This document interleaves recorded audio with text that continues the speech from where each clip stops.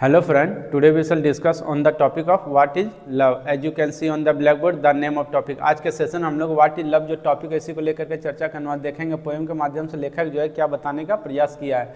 सबसे पहले हिंदी समझ लेते हैं, what is love मीन्स प्यार क्या है। इस टॉपिक को देख करके हम लोग को यही समझ में आ रहा है कि इसमें लेखक जो है यही बताने का प्रयास किया है कि प्रेम जो है वास्तविक रूप में उसका क्या डेफिनेशन होता है, उसका क्या अर्थ है ना। उसी चीज़ को यहाँ पर हम लोग पोएम के माध्यम से आज के सेशन में हम लोग देखेंगे।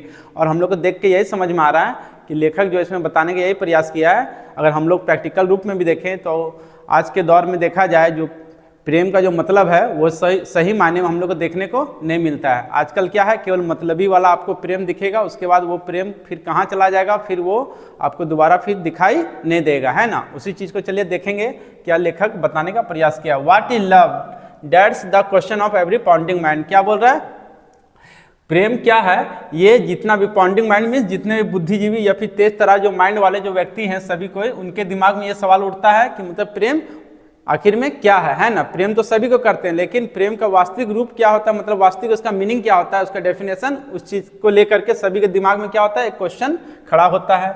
फिर क्या बोला next, some says love is how you feel.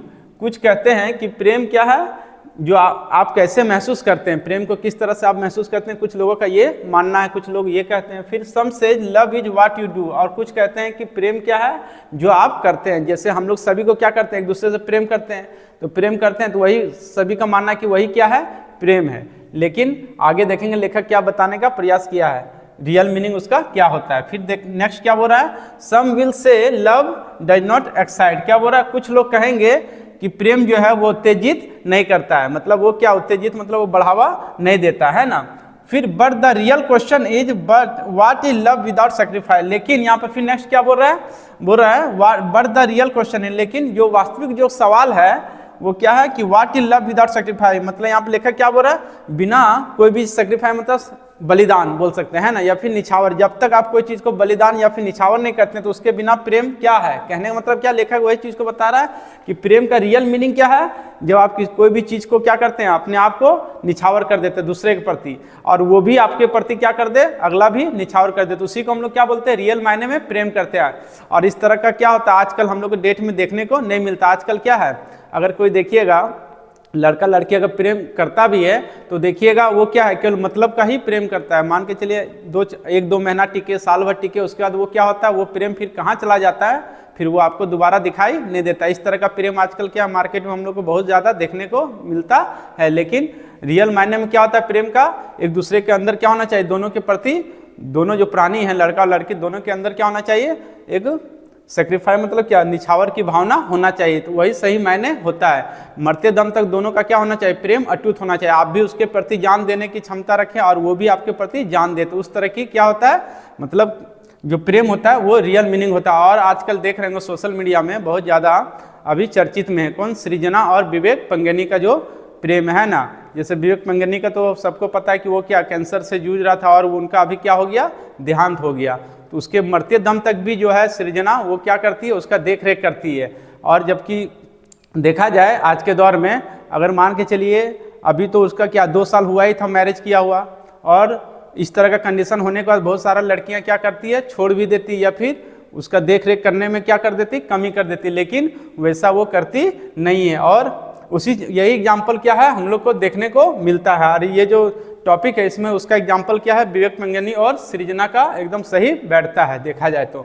फिर क्या बोल रहा है, नेक्स्ट बोल रहा है, in order to love someone you must sacrifice something. क्या बोल रहा है, यदि आप किसी से भी क्या करते हैं, प्रेम करते हैं, तो यू मस्ट सेक्रीफाइस समथिंग। आप कुछ भी क्या कीजिए, उसके प्रति आप अपने आप को निछावर कर दीजिए, है ना। अगर आपके अंदर निछावर की भावना है तो समझिए वो प्रेम क्या है, आपका रियल मायने में सही है, अदरवाइज वो प्रेम आपका सही नहीं है। फिर क्या बोल रहा है, सो इफ यू से you love someone think twice.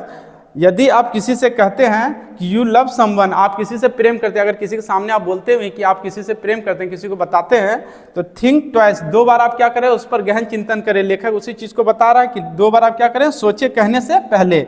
What have you सेक्रीफाइड, और क्या बोला, फिर क्वेश्चन मार दिया। लेखक ये बताने का प्रयास किया कि आपने क्या निछावर किया है उसके लिए। तब अगर आपने कुछ निछावर उसके लिए किया है, अगर आप शो कर सकते हैं तब आप बोलिए कि हमने उससे क्या किया, प्रेम किया। उस तरह का प्रेम को क्या करते हैं हम लोग, रियल मायने में प्रेम कहते हैं। अदरवाइज उस तरह का मार्केट में बहुत ज़्यादा आज के दौर में देखने को मिलता है, 2-4 दिन वाला प्रेम, उसके बाद वो प्रेम फिर खत्म हो जाता है। चाहे आप पढ़ाई के संदर्भ में लीजिए, किसी को देखिए किताब से इतना प्रेम हो जाता है, वो इतना पढ़ने में, मतलब जब तक वो मंजिल को ना नहीं पा लेता है तब तक वो छोड़ता नहीं। कहने मतलब क्या, वो अपने आप को पूरा निछावर कर देता है, तब जाकर के उसे क्या मिलता है, मंजिल मिलता है। तो पढ़ाई में भी देखिए, अगर शिक्षा के भी क्षेत्र में देखेंगे प्रेम की अगर अर्थ, तो उसमें क्या है हम लोग को देखने को यही मिलेगा। जो लड़का अगर निछावर कर दे पढ़ाई के प्रति तो देखिएगा उसको मंजिल मिल जाता है ना। तो यहाँ पर क्या, तो यहाँ पर लेखक कोई भी आप संदर्भ में बात करिए या फिर इन प्राणी जो हम लोग मानव जाति हैं, इसमें भी अगर प्रेम की परिभाषा देखा जाए तो इसमें क्या है, लेखक यही बताने का प्रयास किया है, जब आप किसी के लिए निछावर कर सकते हैं, अगर आप भी कर सकते हैं और अगला भी आपके ऊपर कर दे, तब समझिए दोनों का जो प्रेम है वो अटूट है और वो सही मायने में उसी का डेफिनेशन क्या है, एकदम सटीक है। अगर मान के चलिए आप लोग दोनों के अंदर सेक्रीफाई की भावना नहीं है निछावर करने की, तो समझिए आप लोग का प्रेम क्या है, वो सही मायने में हम लोग का उसका अर्थ मतलब उसका क्या, लेखक जो है के नज़र में वो सही मायने में प्रेम नहीं कहलाएगा। I hope you have understand this topic very well. Thank you so much. Again we shall meet in next video, and I want to tell you one thing, that if you are new in this video, please subscribe my channel and press the bell icon, and do not forget to like, comment and share also.